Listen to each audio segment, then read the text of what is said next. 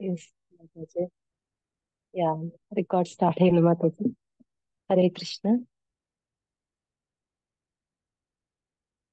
హరే కృష్ణ హరే కృష్ణ కృష్ణ కృష్ణ హరే హరే హరే రామ హరే రామ హరే హరే రామ రామ రామ రామ రామ రామ హరే హరే హరే హరే కృష్ణ హరే హరే కృష్ణ హరే కృష్ణ కృష్ణ కృష్ణ కృష్ణ కృష్ణ హరే కృష్ణ హరే హరే హరే హరే హరే రామ రామ హరే హరే రామ రామ రామ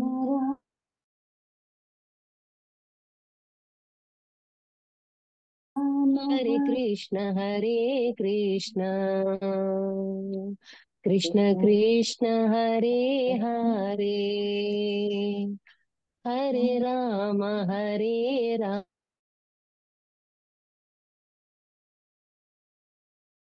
రామ హరే హరే కృష్ణ. మాతాజీ నేను screen share చేశాను, మీకు కనబడుతుంది కదా మాతాజీ?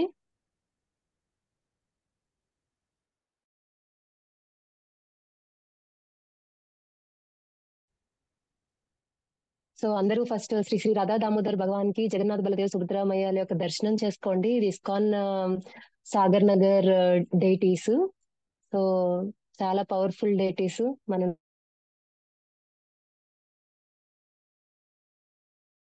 టెంపుల్ కి వెళ్ళిన ప్రతికి హరి కృష్ణ మహామంత్రం చెప్పి మనం మన క్లాస్ స్టార్ట్ చేద్దాము. హరే కృష్ణ హరే కృష్ణ కృష్ణ కృష్ణ హరే హరే హరే రామ హరే రామ రామ రామ హరే హరే హరే కృష్ణ కృష్ణ కృష్ణ హరే హరే హరే రామ రామ రామ రామ హరే హరే హరే కృష్ణ కృష్ణ కృష్ణ కృష్ణ హరే హరే హరే రామ రామ రామ రామ హరే హరే. ఓకే, ఈ గురు పరంపర గురించి కూడా మనం ఆల్రెడీ లాస్ట్ క్లాస్ లో మాట్లాడాము మాతాజీ. సో మనం గౌడీయ వైష్ణవ, బ్రహ్మ గౌడీయ మధ్వ వైష్ణవ సాంప్రదాయంలోకి వస్తాము. దీని అర్థం ఏంటంటే, ఏదైతే మన జ్ఞానం ప్రస్తుతానికి నేర్చుకుంటున్నామో అది శ్రీకృష్ణ భగవానుడు స్వయంగా బ్రహ్మకిచ్చారు. బ్రహ్మ తన కుమారుడైన నారదుడికి ఇచ్చారు. ఆ నారదుడు తర్వాత మనకి వివస్వత మన్వంతరు ఇంకా చాలా మధ్యలో ఉన్నారండి. అది మనకి భగవద్గీతలో 4th చాప్టర్ లో కృష్ణ రివీల్ చేస్తారు. అలా వస్తూ వస్తూ మనకు తెలిసిన దగ్గర గురు పరంపరలో ఏంటంటే మనకి మధ్వాచార్యులు వస్తారు.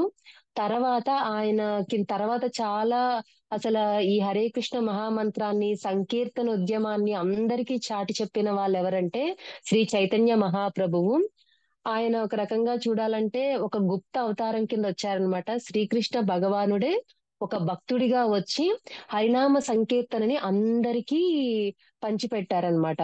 ఇప్పుడు ఎప్పుడైతే ఆ చైతన్య మహాప్రభు సన్యాసం తీసుకుంటారో, తీసుకున్న తర్వాత ఆయన ఒకసారి కాశీకి వెళ్తారు. కాశీకి వెళ్ళినప్పుడు అప్పటికి మాయావాదులు చాలా మంది ఉంటారు. ఆయన చైతన్య మహాప్రభువుని ఏమడుగుతారంటే, నువ్వు మంచి సన్యాసిలాగా ఉన్నావు, నువ్వెందుకు ఇలా పిచ్చివాళ్లాగా కృష్ణ కృష్ణ అనుకుంటూ, హరే కృష్ణ అనుకుంటూ వీధులంట తిరుగుతున్నావు, అందరి చేత డాన్సులు చేయిస్తున్నావు ఎందుకు, పాటలు పాడిస్తున్నావు ఎందుకు, వెళ్ళి వేదాలు నేర్చుకోవచ్చు కదా, వేద జ్ఞానాన్ని సారాన్ని నువ్వు సంపాదించుకోవచ్చు కదా, ఆర్జించుకోవచ్చు కదా, అందరి దగ్గరికి వెళ్ళి అలాగా అంటే మనకి ఎంతో విలువైన మంత్రాన్ని ఎందుకు చులకన చేస్తున్నావు, వెళ్ళి ఒక అంటరాని వాడికి ఈ మంత్రాన్ని ఎందుకు చెప్తున్నావు. మంత్రం అనేది బ్రాహ్మణులకి వైష్ణవులకి సంబంధించింది. వాళ్ళు మాత్రమే అది చెప్పాలి. ఎందుకు నువ్వు అందరి దగ్గరికి వెళ్తున్నావు, కుక్కలతో కూడా మహామంత్రం చెప్పిస్తున్నావు, నువ్వు వెళ్తున్న దారి కరెక్ట్ కాదు, ఎందుకు నువ్వు ఇలా చేస్తున్నావు అని అన్నప్పుడు చైతన్య మహాప్రభు ఏం చెప్తారంటే, ఆ మీరు చెప్పింది కరెక్టేనండి, వేదాలు నేర్చుకోవాలి, వేద జ్ఞానాల్ని ఆర్జించాలి. బట్ మా గురువు గారికి తెలుసు నేనంత పండితుడిని కాదని, సో మీలాగా వేదాలను అర్జించేంత తెలివి నాకు లేదని చెప్పి, ఈ వేదాల యొక్క సారం అంతా కృష్ణనామంలో ఉంటుంది. సో కృష్ణనామాన్ని నువ్వు జపించు, నలుగురితో జపింప చెయ్యు, అదే నేను నీకు ఇస్తున్న ఇన్స్ట్రక్షన్ అని చెప్పారు. మా గురువు గారు నాకు అదే ఆదేశించారు, నేను అదే చేస్తున్నాను అని చెప్పి ఆయన చెప్తారనమాట. అలా చెప్పిన తర్వాత ఇంకొన్ని తర్కాలు పెట్టేసరికి అవతల మాయావాదులు కూడా ఆగిపోతారనమాట. నిజమే కదా, ఎన్ని వేదాలు, 4 వేదాలు నేర్చుకుంటే మనకు వచ్చే లాభం ఏంటంటే, 4 వేదాల్లోని మనం సామవేదం చూపిస్తే ఏంటంటే భగవంతుని ఎలా కీర్తించాలో సామవేదంలో ఉంటది. అథర్వణ వేదంలో మనం చూస్తే ఆయుర్వేదం అవి ఉండి భగవంతుడికి మనం ఎలా నైవేద్యం పెట్టాలి, ఇంకా అలా ఒక్కొక్క వేదంలో ఒక్కొక్కటి ఎలా ఉందంటే అల్టిమేట్ గా భగవంతుడిని ఎలా పూజించాలి, భగవంతుడిని ఎలా అర్జించాలి, అర్చన చేయాలి, ఆయన్ని ఎలా ఇంప్రెస్ చేయాలి. అల్టిమేట్ గా మనం అందరం ఎందుకు ఇదంతా చేయాలంటే భగవంతుడిని చేరుకోవాలి. సో ఆ భగవంతుడిని చేరుకోవడానికి ఇంత పెద్ద ప్రాసెస్ జ్ఞానులు పాటిస్తారు. బట్ నాలాంటి వాళ్ళు ఏం చేస్తారు, అంత జ్ఞానాన్ని నా దగ్గర టైం లేదు కదా, సో నేను డైరెక్ట్ గా కృష్ణ అని పేరు పెట్టి పిలుస్తాను. కృష్ణ కృష్ణ కృష్ణ అని పిలుస్తుంటే, ఇప్పుడు ఎలా అంటే మన తండ్రి పెద్ద జడ్జే అవ్వచ్చు. ఆ జడ్జి దగ్గరికి ఎవరైనా రావాలనుకుంటే ఎలా రావాలి? అపాయింట్మెంట్ తీసుకొని, అపాయింట్మెంట్ కోసం ఒక ఫార్మల్ లెటర్ పెట్టి దాన్ని పిఏ ద్వారా జడ్జికి పంపించి ఒక అపాయింట్మెంట్ తీసుకొని ఆ పలానా రోజు పలానా టైంకి మనం వెళ్ళాలి. అదే ఆ భగవంతుడి యొక్క కొడుకు, సారీ, ఆ జడ్జి యొక్క కొడుకు ఆ జడ్జిని కలాలంటే ఏం చేస్తాడు? సింపుల్ గా నాన్న అని పిలిస్తే నాన్న వచ్చేస్తారు. అపాయింట్మెంట్లు ఫార్మాలిటీస్ ఏం అవసరం లేదు. ఇప్పుడు చైతన్య మహాప్రభు మనకేం చూపిస్తున్నారు? షార్ట్ కట్ అన్నమాట. నువ్వు కృష్ణ నామాన్ని పిలిస్తే కృష్ణుడే డైరెక్ట్ గా వస్తారు, ఆయన్ని పిలిస్తే ఆయనే కదా వస్తారు. సో ఇప్పుడు మరి ఎందుకు అంతంత గట్టిగా పిలాలి? స్లోగా మనం మనం మంత్రం అంటే ఏంటంటే మనస్సులో ఉచ్చారణ చేసుకోవడం, మనస్సులో పరమాత్మని మనం మేలుకొల్పడం కదా. ప్రాబ్లం ఎక్కడైపోయిందంటే, ఇప్పుడు మనం చూస్తే మన మన ఫ్యామిలీలోనే మన అమ్మమ్మో నాన్నమ్మో ఉంటే వాళ్ళు గంటలు గంటలు జపం చేయగలుగుతారు.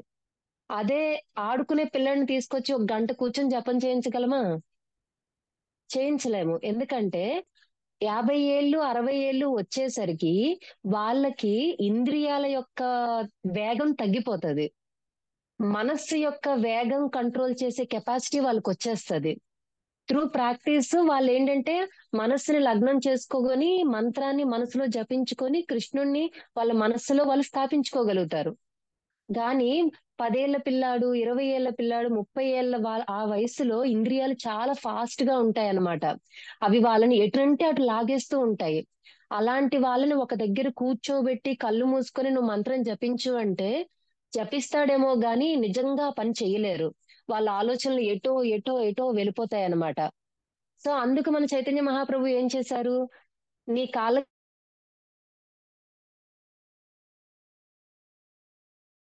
పరిగెట్టాలని ఉందా? అది కూడా నృత్యంలో భాగంగా మనం తాళం వెయ్యు. సో మన ఇంద్రియాలన్నిటినీ కూడా కీర్తనలో భాగంగా కలిపేస్తున్నాం అనమాట. ఓకేనా? అందుకే చైతన్య మహాప్రభు ఏం చేశారంటే చాలా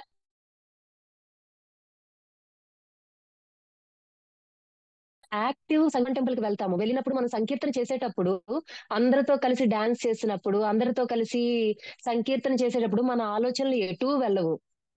కృష్ణ వైపే ఉంటాయి, వైష్ణవుల వైపే ఉంటాయి.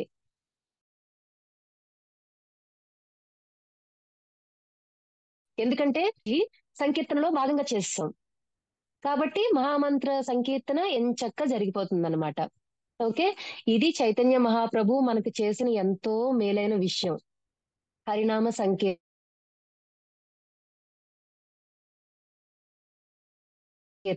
అప్పుడు ఏమంటారు, నా సైనికుడు వస్తాడు, ఖడ్గం పట్టుకొని వస్తాడు, ఈ హరే కృష్ణ మహామంత్రాన్ని అన్ని దేశ విదేశాలకి విస్తరింపచేస్తాడు అని చెప్పారు. ఆయన చెప్పిన మాటని నిజం చేస్తూ శ్రీల ప్రభుపాదుల వారు వచ్చారు. ఆయనే ఇస్కాన్ స్థాపించారు. ఆయన నుంచే ఆయన గురు పరంపరలో వచ్చిన మన జయపతాక స్వామి మహారాజు ఆయన శిష్యుడు, ఆయన యొక్క శిష్యులైన హెచ్జి సాంబదాస్ ప్రభుజీ, హరిగ్రేస్ నితాయ్ సేవని మాతాజీ దగ్గర నుంచి మనము ఈ నాలెడ్జ్ ని మనం తీసుకున్నాం అనమాట. సో ఇదంతా మళ్ళీ మళ్ళీ ఎందుకు చెప్తున్నామంటే మనం ఒక గురు పరంపరలో వస్తున్నాము. ఓకేనా అండి? సో ఇది మనం ఈ శ్లోకాలన్నీ మనం ఆల్రెడీ ఒకసారి చదివేశాము. సో ఇంకొకసారి నేను ఫాస్ట్ గా చదివేసి నెక్స్ట్ పాయింట్ కి మనం వెళ్దాము. అందరి దగ్గర బుక్స్ ఉన్నాయి కాబట్టి మొన్న చదివిన శ్లోకాలే మళ్ళీ చదువుతున్నాము. ఓకే, ఆ 2 పేజెస్ లో ఉన్నవి. సో మీరు ఒకసారి లాస్ట్ టైం ఎవరైనా మిస్ అయినా, ఎవరైనా చదువుతానన్నా ఒకసారి చదవండి. పద్మజ మాతాజీ, మీరు చదువుతారా శ్లోకాలు? ఓం అజ్ఞాన తిమిరాంధస్య. ఓకే మాతాజీ, చదువుతాం. ఓకే. హరే కృష్ణ. ఓం అజ్ఞానతిమిరాంధస్య జ్ఞానాంజనశలాకయా సుక్షరున్మిళితం येन తస్మై శ్రీ గురువే నమః. శ్రీ చైతన్య మనోభీష్టం స్థాపితం येन భూతలే స్వయం రూపా కదా మహ్యం దదాతి స్వపదాంతికం. నేను అజ్ఞాన గాండాంధకారం జన్మించి మాతాజీ ఎక్స్ప్లెనేషన్ వద్దు, ఓన్లీ శ్లోకాలు చదివేయండి. Okay okay. వందేహం శ్రీ గురు శ్రీయుత పదకమలం శ్రీ గురున్ వైష్ణవాంచ శ్రీరూపం సాగరజాతం సహగుణ రఘునాథాన్వితం సజీవం సాద్వైతం సావధూతం పరిజన సైతం కృష్ణ చైతన్య దేవం శ్రీ రాధాకృష్ణ పాదాన్ సహగణ లలితా శ్రీ విశాఖాన్వితాంచ. హే కృష్ణ కరుణా సింధో దీన బంధో జగత్పతే గోపేశా గోపికా కాంత రాధా కాంత నమోస్తుతే. తప్త కాంచన గౌరాంగి రాధే బృందావనేశ్వరి వృషభానుసుతే దేవి ప్రణమామి హరిప్రియే. వాంఛాకల్పతరుభ్యశ్చ కృపా సింధుభ్యవ చ పతితానాం పావనేభ్యో వైష్ణవేభ్యో నమో నమః. శ్రీకృష్ణ చైతన్య ప్రభో నిత్యానంద శ్రీ అద్వైత గదాధార శ్రీవాసాది గౌరభక్త బృంద. హరే కృష్ణ కృష్ణ కృష్ణ హరే హరే హరే రామ రామ రామ హరే హరే. హరే కృష్ణ మాతాజీ, థ్యాంక్ యూ మాతాజీ. ఓకే, ఈ శ్లోకాలన్నింటికి అర్థము మనం ఆల్రెడీ లాస్ట్ క్లాస్ లో డిస్కస్ చేసాము. సో ఇక్కడ అంతా ఏంటంటే మనం గురువులకి ప్రణామాలు అర్పిస్తున్నాము, కృష్ణుడికి ప్రణామాలు అర్పిస్తున్నాము, శ్రీమతి రాధారాణికి ప్రణామాలు అర్పిస్తున్నాము, పంచతత్వకి మనం ప్రణామాలు అర్పిస్తున్నాము, వైష్ణవులందరికీ ప్రణామాలు అర్పిస్తున్నాము, హరే కృష్ణ మహామంత్రాన్ని జపించాము. ఓకే, సో ఇప్పుడు అసలు ఈ భగవద్గీత అంటే ఏంటి, అసలు ఎందుకు వచ్చింది, అసలు ఏంటి అన్నది మీ అందరికీ తెలిసిన పాయింట్లే. మళ్ళీ ఒక్కసారి ఈరోజు ఫస్ట్ క్లాస్ కాబట్టి ఇది నెక్స్ట్ క్లాస్ నుంచి మనము ఇన్ డీటెయిల్ గా మనము శ్లోకా చదువుతూ డిస్కస్ చేసుకుంటూ వెళ్దాం. ఓకేనా అండి? సో స్క్రీన్ అందరికీ కనబడుతుంది కదా మాతాజీ? ఓకే, సో ఒక్క నిమిషం. సో ఇది అందరికీ వచ్చే క్వశ్చన్, ఎందుకు మనం ఆధ్యాత్మికతని పాటించాలి? ఇది ఇంగ్లీష్ లో ఉంది, సో మామూలుగా అర్థమవుతుంది కాబట్టి నేను వెళ్ళిపోతున్నాను. సో ఎందుకు మనం అందరం ఆధ్యాత్మికతని పాటించాలి, ఎందుకు ఆధ్యాత్మిక వైపు అడుగులు వేయాలి అని మనం అనుకుంటే, సో ఎందుకు వెయ్యాలి అని అంటే దానికి ఆన్సర్ చాలా సింపుల్. మనకి ఆనందం కావాలి. మనందరం ఏ పని చేసినా ఆనందాన్ని వెతుకుతూనే చేస్తూ ఉంటాం అనమాట. చిన్నప్పుడు చాక్లెట్ గురించి ఎందుకు అడుగుతామంటే చాక్లెట్ స్వీట్ గా ఉంటుంది, తింటే ఆనందంగా అనిపిస్తుంది. ఆడుకోవాలనుకుంటాం ఎందుకంటే ఆడుకుంటే ఉల్లాసంగా ఉంటుంది, ఆనందంగా అనిపిస్తుంది. తర్వాత ఒక ఏజ్ వచ్చిన తర్వాత అలా సరదాగా బయటికి వెళ్ళాలనుకుంటాం. తర్వాత ఇంకా లేడీస్ కి అయితే కిటీ పార్టీస్ కి వెళ్ళాలనుకుంటాము, షాపింగ్ వెళ్ళాలనుకుంటాము, మూవీకి వెళ్ళాలనుకుంటాము, రెస్టారెంట్ కి వెళ్ళాలనుకుంటాము. ఇవన్నీ ఎందుకు చేస్తున్నాము అంటే ఆనందాన్ని వెతుక్కుంటున్నాం అనమాట. ఏమో రోజు ఇంట్లో ఉంటున్నాం కదా, ఒక రోజు అలా షాపింగ్ కి వెళ్తే కొంచెం మైండ్ రిఫ్రెష్ అవుతుంది కదా అనే ఒక సంతోషాన్ని వెతుకుతూనే మనం అన్ని పనులు చేస్తున్నాం అనమాట. కొంతమంది అన్నదానం చేస్తారు, ఎందుకంటే ఏమీ లేని వాళ్ళకి అన్నం పెడితే వాళ్ళ కడుపు నింపితే వాళ్ళకి అది ఆనందం అనమాట. కొంతమంది టెంపుల్స్ కి బాగా డొనేట్ చేస్తూ ఉంటారు, ఎందుకంటే టెంపుల్ కన్స్ట్రక్ట్ చేస్తే ఆ టెంపుల్లో ఎన్నో ధార్మికమైన కార్యక్రమాలు జరుగుతూ ఉంటే అలాంటి వాటిల్లో పాల్గొని ఎంతో మంది లైఫ్ లో బాధల నుంచి బయటపడతారు కదా. సో అలా ఒక్కొక్కరు వాళ్ళకి తెలిసిన పద్ధతిలో ఆనందాన్ని వెతుక్కుంటూ వెళ్తూ ఉంటారన్నమాట. సో ఎప్పటికైనా మనకి ఆనందం కావాలి. కాకపోతే మన గురువులందరూ ఏం చెప్తున్నారంటే దుఃఖాలయం అశాశ్వతం. మనం ఉన్న ఈ భూ ప్రపంచము దుఃఖాలయము, అది అశాశ్వతము. కాబట్టి ఖచ్చితంగా మీరు ఇక్కడ ఎన్ని రకాల పనులు చేసినా, మామూలుగా భౌతికమైన పనులు ఎన్ని చేసినా అవన్నీ కూడా అశాశ్వతాలే. మీరు షాపింగ్కి వెళ్ళి వచ్చారు అనుకుందాం, ఒకసారి ఒక ఏదో డ్రెస్ కొన్నాం అనుకుందాం, దాని నుంచి మనం ఎంతసేపు ఆనందాన్ని ఎంజాయ్ చేస్తాం? ఒకసారి వేసుకుంటే సంతోషం వస్తుంది, ఒక 2-3 సార్లు వేసుకుంటే సంతోషం వస్తుంది, ఎవరైనా పొగిడితే సంతోషం వస్తుంది. ఓ 10 సార్లు తర్వాత that is nothing for us. ఉన్న ఓ 100 వాటిల్లో అది ఒకటి అయిపోతుంది. మనం రెస్టారెంట్ కి వెళ్తాము, ఏదో తింటాము, అది కూడా ఒక పూట హ్యాపీనెస్ ఉంటుంది, తలుచుకుంటే ఓ 2 రోజులు ఉంటుంది. సో మీరు ఏ పని చేసినా ఆ సంతోషం అన్నది తాత్కాలికం అవుతుంది, ఎప్పుడైతే ఆ సంతోషము మీ సోల్ కి సంబంధించింది కాకపోతే. ఓకేనా?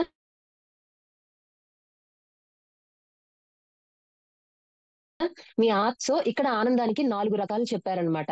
స్పిరిచువల్ అన్నది అన్నిటికన్నా హైయెస్ట్ సంతోషం అన్నమాట. అంటే స్పిరిచువల్ అంటే ఏంటంటే మీ ఆత్మకి మీరు సంతోషాన్ని కలిగిస్తే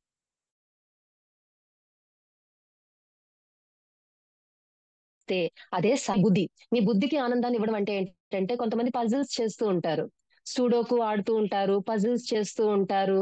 ఆ అలా అలాంటివన్నీ ఏంటంటే మీ బుద్ధికి మీరు పదును పెడుతున్నారనమాట.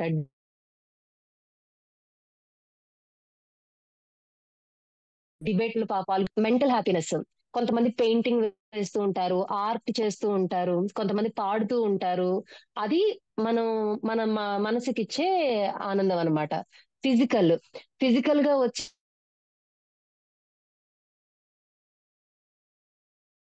హ్యాపీనెస్ అన్నది ఇచ్చే హ్యాపీనెస్. ఏదైనా స్వీట్ తింటే మన నోరు తీయగా అయిపోయి మనం చాలా హ్యాపీగా ఫీల్ అయిపోతాము. అదే ఏదైనా మంచి ఫ్రాగ్రెన్స్ స్మెల్ చూసామనుకోండి, మన నోస్ ద్వారా మనం ఆనందాన్ని ఎంజాయ్ చేస్తాము. ఇంతేనా? సో ఎవరైనా మనకి నచ్చిన వాళ్ళని మనము ఆలింగనం చేసుకున్నాం అనుకోండి, హగ్ చేసుకున్నాం అనుకోండి, మనకి చాలా సూదింగ్ గా అనిపిస్తుంది అనమాట. మనకి కళ్ళకి నచ్చినవి ఏవైనా చూసాం అనుకోండి, మన రాధా దామోదరుల విగ్రహాలని మనం చూస్తే మన కళ్ళకి ఆనందం వస్తుంది. మన హరే కృష్ణ మహామంత్రం వింటే మన చెవులకి ఆనందం ఇస్తుంది. ఇవన్నీ ఫిజికల్ గా మనము అనుభవించే ఆనందాలు అన్నమాట. ఇందాకే చెప్పాను కదా, మెంటల్ హ్యాపీనెస్ అంటే ఏదైనా పోయిటరీ రాయడం గానీ, ఏదైనా ఆట ఆడుకోవడం గానీ, ఇవన్నీ అన్నమాట. ఇంటలెక్చువల్ అంటే డిబేట్ గానీ, చెస్ ఆడడం గానీ ఇవి. స్పిరిచువల్ అంటే ఏంటంటే ఇక్కడ ఆల్రెడీ ఉన్నాయి. ఇక్కడ ఏంటంటే ఏదైనా భగవద్గీత, భాగవతం లాంటి గ్రంథాలు చదవడం, భగవంతుడికి ప్రేయర్ చేయడం, ఆ, యోగా మనం ప్రాక్టీస్ చేయడం, ఓకేనా, జపం చేసుకోవడం, ఇవన్నీ స్పిరిచువల్ హ్యాపీనెస్ అన్నమాట. సో ఇది ఇంకా కొంచెం డీటెయిల్ గా ఉంటది Mataji. Please excuse me for this. Okay. So ఇప్పుడు మీకు ఆల్రెడీ అర్థమైపోయింది కదా, ఫిజికల్ హ్యాపీనెస్ ఉంది, మెంటల్ హ్యాపీనెస్ ఉంది, ఇంటెలెక్చువల్ హ్యాపీనెస్ ఉంది, తర్వాత స్పిరిచువల్ హ్యాపీనెస్ ఉంది. స్పిరిచువల్ అన్నది అన్నిటికన్నా అల్టిమేట్ అన్నమాట. మీ ఆత్మకి మీరు సంతోషాన్ని ఇవ్వాలి. ఆత్మకి సంతోషాన్ని ఇచ్చేది ఏంటి? అది నెక్స్ట్ క్వశ్చన్. ఆత్మకి ఎప్పుడూ పరమాత్మని చేరుకోవాలనే కోరిక మాత్రమే ఉంటది. ఓకే. కానీ పరమాత్మని చేరుకోవడానికి దానికి దారి తెలియడం లేదు. ఓకేనా? మీ ఆత్మకి ఎప్పుడు పరమాత్మని చేరుకోవాలనే కోరిక ఉంటుంది, గాని దానికి పరమాత్మని చేరుకోవడానికి దారి కనబట్టలేదు. సో దానికి ఒక మీడియం ఉండాలి కాబట్టి ఈ శరీరాన్ని ఆత్మకి ఇచ్చారనమాట. ఓకే. సో ఇది నేను అని మనం అనుకునే ఈ శరీరం మనం కాదు, మనం ఒక ఆత్మ అన్నమాట. ఆ ఆత్మకి ఈ శరీరాన్ని ఇచ్చారు. ఇప్పుడు దీన్ని యూజ్ చేసుకొని నేను పరమాత్మని చేరుకోవడానికి ప్రయత్నిస్తే నా ఆత్మ సంతోషంగా ఉంటది. సో పరమాత్మని చేరుకోవడానికి మనం చేసే మార్గాలే భగవద్గీత, భాగవతం అనేవి వినడం, ప్రేయర్ చేయడం, చాంటింగ్ చేయడం, ఓకే, భగవంతుడి మీద మనస్సు లగ్నం చేయడం, ఇవన్నమాట. ఓకేనా? సో ఇంకొంచెం డీటెయిల్. సో ఇవన్నీ మరి ఎక్కువ అనిపిస్తే ఏమనుకోద్దండి. సో మనకి, జంతువులకి కామన్ ఏంటంటే తినడం సేము, పడుకోవడం సేము, పిల్లల్ని కనడం సేము, డిఫెండింగ్. మన మీదకి ఎవరైనా వస్తే మనం కూడా పోరాడతాం, అవి పోరాడతాయి, సేమ్. సో మనం ఏంటంటే ఒక సోషలైజ్డ్ యానిమల్ గా ఉంటున్నాం అంతే. ఈ 4 తప్ప మనం ఇంకేది చెయ్యట్లేదంటే మనకి యానిమల్స్ కి డిఫరెన్స్ లేదు. ఓకే. పడుకోవడం, తినడం, పిల్లల్ని కనడం, ఇంకా 4వది ఏంటి, మనల్ని మనం రక్షించుకోవడం. సో ఈ 4 తప్ప ఇంకేదైనా చేస్తే నేను మనిషిని అని చెప్పుకోవడానికి మనకు అర్హత ఉన్నట్టు అనమాట. సో ఇంకా ఇక్కడ కొన్ని వాటికి కొన్నిటిని ఇచ్చారు ఏంటంటే, గ్రద్ద ఉందనుకోండి, దాని కళ్ళు చాలా షార్ప్ గా పనిచేస్తాయి అన్నమాట. ఎన్నో కిలోమీటర్ల పైనుంచి కూడా అది కిందన ఉన్న చాలా చిన్న ఆబ్జెక్ట్ ని కూడా ఐడెంటిఫై చేయగలదు. దాని కళ్ళు మనకన్నా చాలా పవర్ఫుల్. హార్స్ చాలా వేగంగా వెళ్తది. కుక్క ముక్కుతో ఎలాంటి వాసనైనా చూడగలదు. ఓకేనా. సో పోలార్ బేరు పడుకోవడంలో దానికి మళ్ళీ ఇంకొకరు పోటీ ఉండరు. చాలా ఒక 6 నెలలు అలా పడుకొనే ఉంటది. ఓకేనా. సో ఇలా మనం చూస్తూ పోతే ఆ జంతువులకి మనకన్నా కొన్ని విషయాల్లో చాలా ఎక్కువ టాలెంటే ఉంది. ఓకే. సో ఇప్పుడు ఈ డిఫరెన్స్ ఇక్కడ ఏం చెప్తున్నారంటే, జంతువులు ఎక్కడ పడితే అక్కడ పడుకుంటాయి. మనమేమో చాలా కష్టపడి ఎంతో ఎంతో బిల్డింగ్లు కట్టుకొని పడుకుంటాము. మన ఏదో టెక్నాలజీ పెరిగింది అవన్నీ చేస్తాం గానీ అవన్నిటిని జంతువులు డైరెక్ట్ గా మాట్లాడుకుంటే మనం కమ్యూనికేషన్ ద్వారా మాట్లాడుకుంటాము. ఓకేనా. అంటే సోఫిస్టికేటెడ్ యానిమల్స్ అన్నమాట. అంటే మనల్ని మనం ఏదో సుపీరియర్ అనుకునే ఉంటాం గానీ మనం కూడా జంతువుల్లానే బ్రతుకుతున్నాము. సో ఇప్పుడు డిఫరెన్స్ ఏంటి? 84 లక్షల జాతుల ఆ, ఆ, ఏమంటారు జీవరాశులుంటే ఒకే ఒకరు మనిషిగా ఉన్నారు. ఆ ఒక్కరికే భగవంతుడు ఏమంటారు ఒక ఇంటలెక్చువల్ అనే ఒక దాన్ని ఇచ్చారు. ఎందుకు అంటే వాళ్ళు ఆలోచిస్తారనమాట. నేను పుట్టాను, పెరిగాను, ఒక వయసు వరకు నా తల్లిదండ్రుల దీంట్లో ఉన్నాను, తర్వాత బయటకు వచ్చాను, బయటకు వచ్చిన తర్వాత సంపాదిస్తున్నాను, తర్వాత నాకు కుటుంబం వచ్చింది, తర్వాత ఆ తర్వాత నా వయసు అయిపోతూ ఉంటుంది. చిన్నప్పుడు నాకున్నంత వేగం ఇప్పుడు నాకు లేదు. చిన్నప్పుడు ఏది పడితే తిన్నా నాకు ఏం ఉండేది కాదు. ఇప్పుడు కొంచెం తిన్నా నా ఆరోగ్యం పాడవుతుంది. తెలియకుండానే నాకు ఎన్నో అనారోగ్యాలు వస్తున్నాయి. చూస్తూ చూస్తూనే నాకు ఇష్టం లేకపోయినా నాకు వయసు అయిపోతుంది. I'm becoming a old person. చూస్తూ చూస్తూనే మరణం మన కళ్ళ ముందే వచ్చేస్తుంటుంది. మన తోటి వాళ్ళని, మన సమకాలికుల్ని మనం చూస్తే, ఇప్పుడు మా మామయ్య గారు వయసు వాళ్ళ ఎంతో మంది చనిపోతే ఇప్పుడు మా మామయ్య గారు నెలకొకసారి వాళ్ళందరి దగ్గరికి వెళ్ళి, అయ్యో నాతో పాటు వాడు ఒకప్పుడు ఇలాగా ఆడుకునేవాడు, ఇప్పుడు వాడు లేడే అని. అంటే అప్పుడు మనం చూడగలుగుతాం అనమాట. అంటే రేపొద్దున అది నా టర్నే. అంటే నేను చనిపోతాను. ఓకే. ఇప్పుడు నా పుట్టుక గురించి ఆలోచిస్తున్నాను, నా జీవితం గురించి ఆలోచించాను, నా చావు కూడా నాకు తెలుస్తుంది. బట్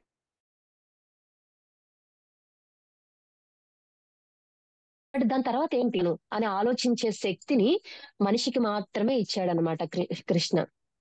ఓకేనా. ఆలోచించి చూడండి. నేను ఇక్కడి నుంచి తర్వాత ఎక్కడికి వెళ్తాను అంటే ఒక్కొక్కరు ఒక్కొక్కటి చెప్తారు. కొందరు అంటారు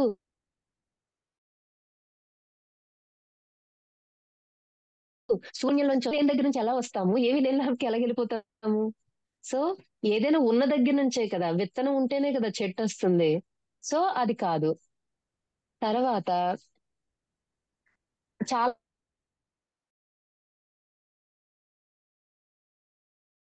మంది అమెరికా దేశంలోనే రీఇన్కార్నేషన్ గురించి మాట్లాడుతున్నారు. అంటే ఒక చిన్న పిల్లాడు పుడుతున్నాడు, ఒక హిందువుల ఫ్యామిలీలో పుట్టి, నేను నా గత జన్మలో ముస్లింని, నా కుటుంబం పలానా ఊర్లో పలానా దేశంలో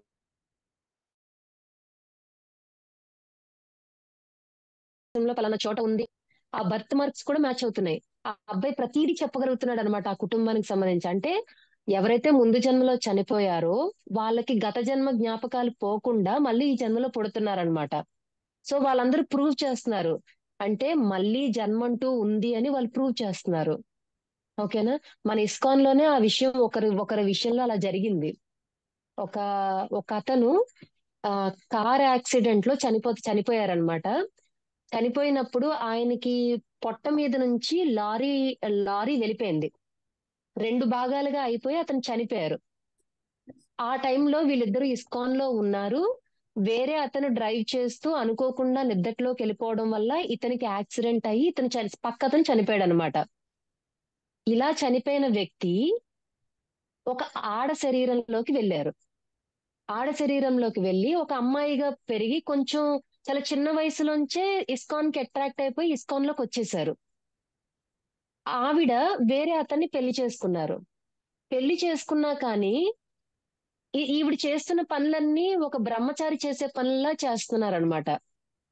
ఎప్పుడైతే ఎవరి వల్ల అయితే ఇతను చనిపోయారో అతన్ని కలవడం జరిగిందనమాట. ఇస్కాన్ లో మనకు తెలుసు కదా, బ్రహ్మచారులను ఎప్పుడు కావాలంటే అప్పటికి ఇక్కడికి అక్కడికి మార్చేస్తూ ఉంటారు. అక్కడ సేవ ఉంది, వెళ్ళి సేవ చేసి రండి అంటారు.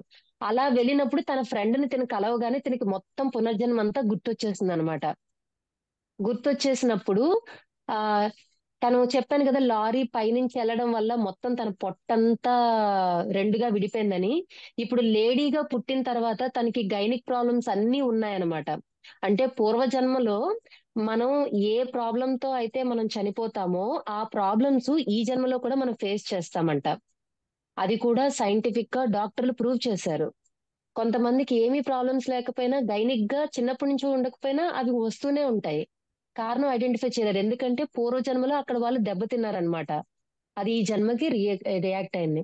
ఎప్పుడైతే ఆవిడికి ఆ మొత్తం జ్ఞాపకం వచ్చేసిందో అందరికీ రివీల్ చేస్తారనమాట. నేను ఒక అబ్బాయిని, నా ఆలోచనలు అబ్బాయిలాగే ఉన్నాయని చెప్పేసి తను తన భర్త విడాకులు తీసుకొని ఇద్దరు ఎవరికి వాళ్ళ లైఫ్ హ్యాపీగానే ఉన్నారు.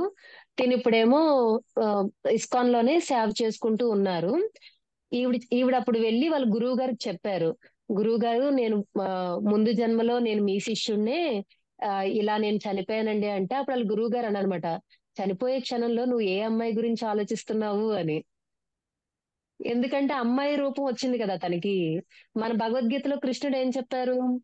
మీరు చనిపోయే ఆఖరి క్షణంలో మీ మనసు ఏ ఆలోచనతో ఉంటుందో ఆ ఆలోచన బట్టే మీకు వచ్చే జన్మ అంటూ ఉంటుంది.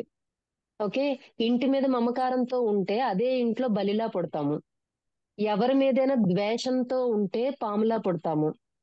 ఓకేనా. తమో గుణంలో ఉండి ఎక్కువగా తింటూ అలాగా అంటే క్లీన్లీనెస్ లేకుండా పడుకునే వాళ్ళు పందిలా పుడతారు. ఇవన్నీ నేను చెప్పినవి కాదు, అంటే మన గురువులందరూ చెప్పినవే అన్నమాట. భాగవతం భగవద్గీత నుంచి చెప్పినవే. సో మీరు చాలా జాగ్రత్తగా ఉండాలి. మీరు శరీరాన్ని వదిలే క్షణంలో మీ మనసు దేనికి అటాచ్ అయి ఉంటుందో దాన్ని బట్టే మీ ఇది అని. అప్పుడు ఈ ఎవరైతే రెండోసారి ఆడపిల్లగా పుట్టారో ఆవిడికి డౌట్ వచ్చిందనమాట. ఏంటి నిజంగా మా గురువు గారు ఈ మాట అన్నారు నిజమేనా అని చెప్పి ఎంక్వైరీ చేస్తే, నిజంగానే తిను పూర్వజన్మలో ఉన్నప్పుడు అబ్బాయిగా ఉన్నప్పుడు ఇస్కాన్ లోనే ఒక మాతాజీని ఇష్టపడతారంట. కానీ ఎప్పుడు ఎవరికి చెప్పరు. నేను బ్రహ్మచారిని కదా, నేను చెప్పకూడదు కదా అని చెప్పేసి మనసులోనే ఇష్టం ఉంటుంది.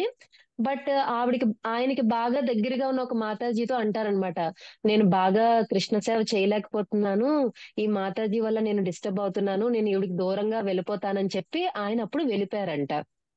కానీ చనిపోయిన ఆఖరి క్షణంలో ఆవిడ గుర్తొచ్చింది.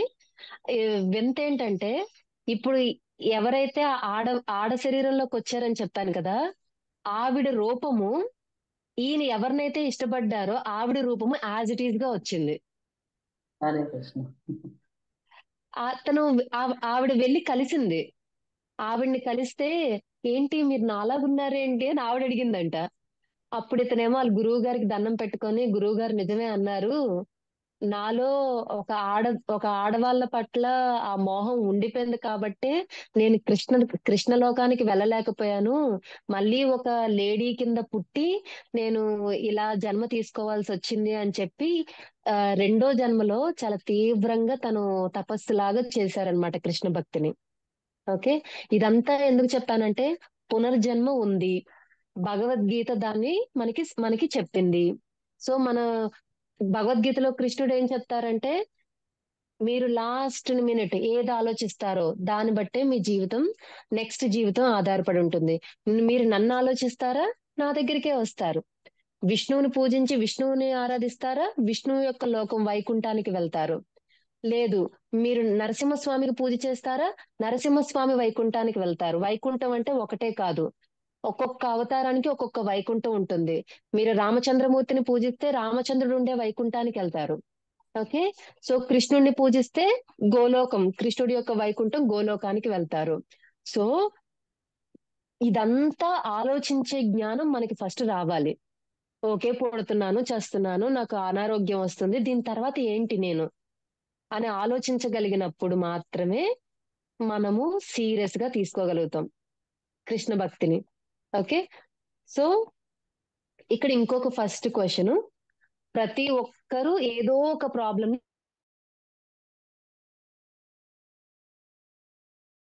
ఫేస్ చేస్తున్నా లేకపోయినా రేపనే రోజున ప్రాబ్లం రాదు అని ఎవ్వరూ చెప్పలేరు. అంతే కదండి. సో ఈ రోజు మనం బాగున్నా రేపు ఎలా ఉంటామో మనకు తెలియదు. ఆర్థిక సమస్య వస్తుందా, ఆరోగ్య సమస్య వస్తుందా,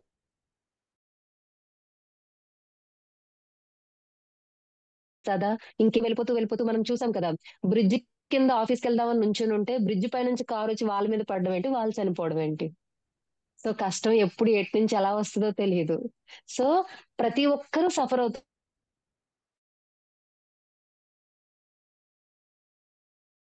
ఏదో రకం. నా జీవితంలో ఎవరి జీవితంలో ప్రాబ్లమ్స్ అంటే ఏంటి, ఒకడు చెప్తున్నాడు నాకు మంచి ఫిజిక్ లేదు, నేను అందంగా లేను అని. ఒకడంటాడు నాకు జాబ్ లేదంటాడు, ఒకడు నాకు ఫ్యామిలీ ప్రాబ్లం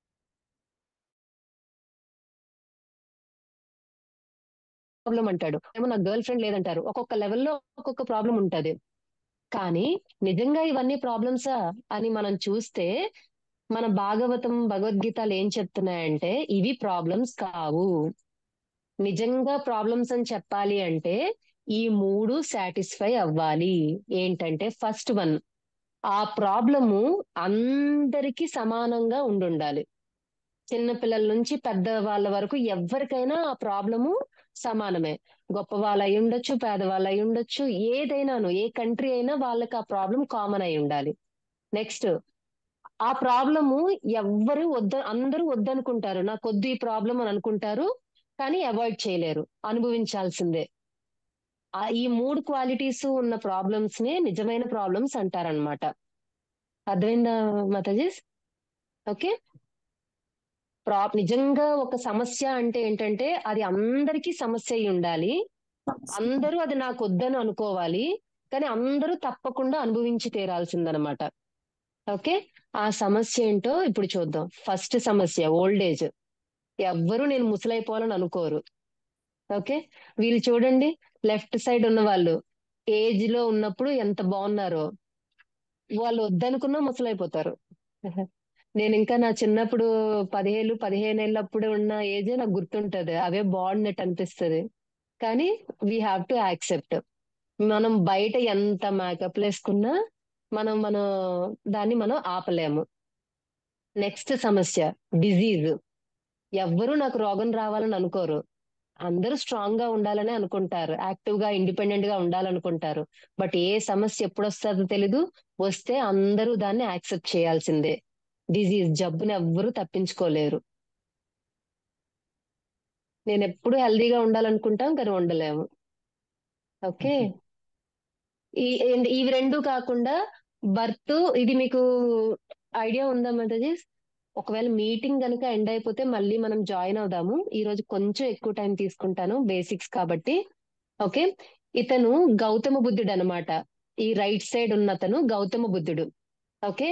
అతను అసలు పేరు సిద్ధార్థుడు అనమాట. అతను వాళ్ళ నాన్నగారు రాజు.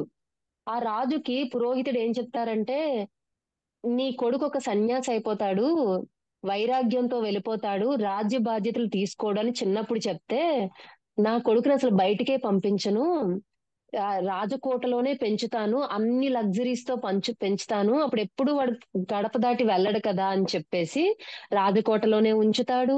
అందమైన భార్యను తీసుకొచ్చి అందమైన అమ్మాయిని తీసుకొచ్చి పెళ్లి చేస్తారు, పిల్లలు ఉంటారు. ఇంకా ఎప్పుడు రాజకోటలోనే ఉంటాడనమాట.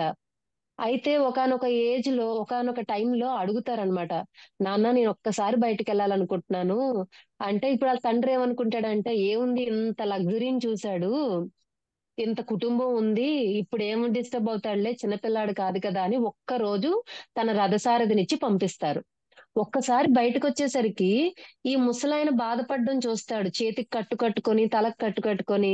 సిద్ధార్థుడు అవాక్కవుతాడనమాట, ఏంటి ఇతను, ఏంటి ఇలా ఉన్నాడు, ఇంత జుగుప్సగా ఉన్నాడేంటి, ఎందుకు ఏడుస్తున్నాడు, ఎందుకు బాధపడుతున్నాడంటే, తనకి రోగం వచ్చిందండి అంటే, రోగమా అంటే ఏంటి అని అంటే అతను చెప్తాడు మొత్తం అంతాను.